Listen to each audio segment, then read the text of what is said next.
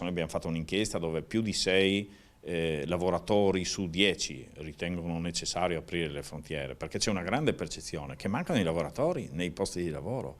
Noi tra pochi anni ci troveremo a dover chiudere le fabbriche, se è vero che mancheranno 10.000 persone in 5 anni in età da lavoro e in 15 anni le persone che mancheranno saranno 75.000.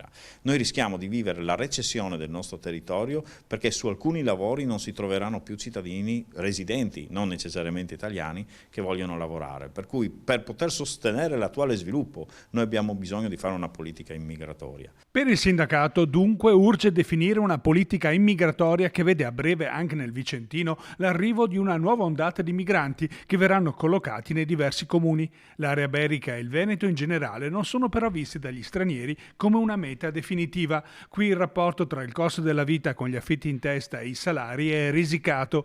L'arrivo dei migranti disposti ad accettare stipendi mediamente più bassi è una delle preoccupazioni più frequenti che abbiamo registrato tra gli italiani. Gli extracomunitari lavorano per 2,5 euro all'ora, anche tu italiano devi lavorare per 2,5 euro all'ora e questo non mi va.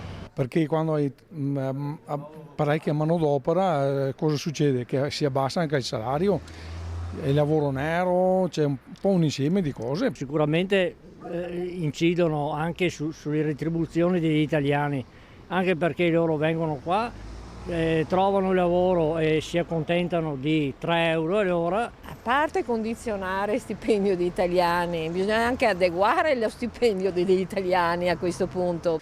Devo dire che è anche una bufala questa qua, che lo stipendio è più basso. Se ci fosse un grande esubero di manodopera su alcune lavorazioni, questo potrebbe in teoria accadere. Il dato vero è un altro. Il dato vero è che noi dobbiamo lottare perché vengano rispettati i contratti nazionali. Noi abbiamo un territorio che vive sulla manifattura e sull'industria, che se ne dica. La gran parte del territorio, la gran parte del PIL è creata da questa struttura. Benissimo, dobbiamo sostenere questa struttura economica, altrimenti sarà un problema per tutti.